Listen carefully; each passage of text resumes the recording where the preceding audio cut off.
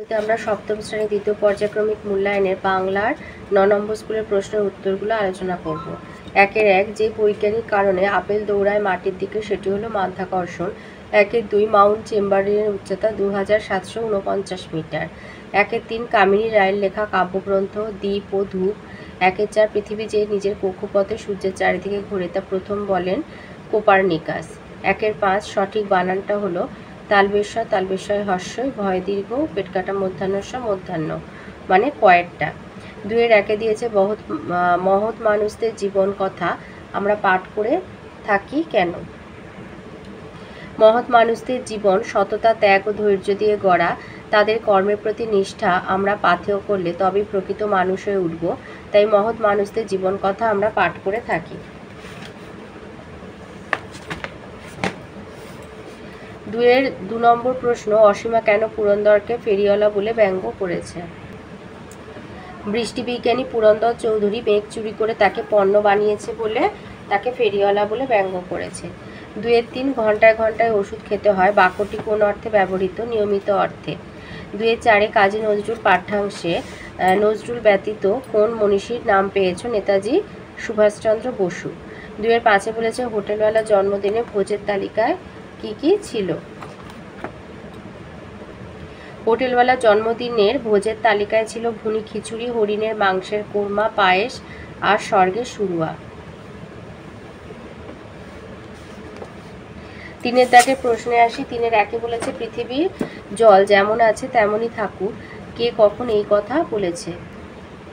এ যুগের সাহিত্যিক সুনীল গঙ্গোপাধ্যায় লেখা মেঘচোর নামক কল্পবিজ্ঞানের গল্পে উদ্ধৃত কথাটি বলেছে অসীমা।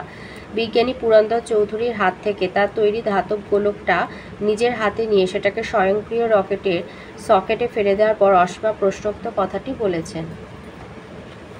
৩-২ হোটেলওয়ালা দেখতে কেমন ছিল আর সে সোনাটিয়াকে কিভাবে সাহায্য করেছিল? হোটেলওয়ালার মুখ ভরা ঝুলো গোঁফ আর থুতনি ঢাকা ছাই রঙের দাড়িতে তার এমন চেহারা দেখে তো সোনাটিয়ার হাসি পেয়েছিল। আর কিভাবে সাহায্য করেছিল? হোটেলওয়ালা সোনাটিয়াকে খুব সাহায্য করেছিল। সে নিজের হোটেলে বিনা পয়সাতে সোনাটিয়ার খাওয়ার ও থাকার ব্যবস্থা করে দিয়েছিল। ৩-৩ বলেছে দরিদ্র আছিল তারা ছিল না সম্বল। উক্তিটির তাৎপর্য বিশ্লেষণ করো। আলোচ্য উদ্ধৃতিটি কামিনী রায় রচিত স্মৃতিচিহ্ন কবিতার অংশ। আলোচ্য উক্তির মধ্যে দিয়ে কবি বলতে চেয়েছেন সাম্রাজ্যলোভী শাসকদের মতো এই দরিদ্র মানুষেরা হয়তো প্রাসাদ বা অট্টালিকা নির্মাণ করতে পারেনি, কিন্তু তারা মনের দিক থেকে অনেকটাই স্বচ্ছ এবং উদার। তারা মানুষের জন্য কিছু হলেও ভালো কাজ করেছে, তাই তারা মানুষের মনের মণিকোঠায় স্থান পেয়েছে। ৩-৪ বলেছে বাংলা ভাষায় গৃহীত তৎসম শব্দের বানানের ক্ষেত্রে মধ্যাহ্নস্বয়ের ব্যবহারের নিয়ম আলোচনা করো। এই যে কোথায় কোথায় মধ্যাহ্নস্ব হয়, রি বর্ণ র এর পরে মধ্যাহ্নস্ব হয়, যেমন ঋষভ, ঋষি, শীর্ষ, বর্ষা। টট হয়ের আগে শীষধ্বনি মধ্যাহ্নস্ব হয়, নষ্ট, বেষ্টন, সাষ্টাঙ্গ, অনুষ্ঠান। অ বা আ ভিন্ন স্বরবর্ণ এবং ক আর রয়ের পরবর্তী বিভক্তি আর প্রত্যয় দন্তেস্ব মধ্যাহ্নস্ব হয়। বিষয়, পরিষ্কার, মুমূর্ষ, শুশ্রূষা। তারপরে অতি, অধি, অনু, অপি, অভি, নি, পরি, প্রতি, বি, সু এইসব উপসর্গগুলোর পর কতগুলি ধাতু স মধ্যাহ্নস্ব হয়, যেমন প্রতিষেধ, অভিষেক, নিষেধ, সুষমা, বিষম। পিতৃ আর মাতৃ শব্দের সঙ্গে সস্ত্রী শব্দের যোগ হলে সস্ত্রী শব্দের স দন্তে স মধ্যাহ্নস্ব হয়, মাতৃশ্বসা, পিতৃশ্বসা। তো এই ছিল আজকের আমাদের সপ্তম শ্রেণীর দ্বিতীয় পর্যায়ক্রমিক মূল্যায়নের বাংলা ৯ নম্বর স্কুলের প্রশ্নের উত্তরগুলো।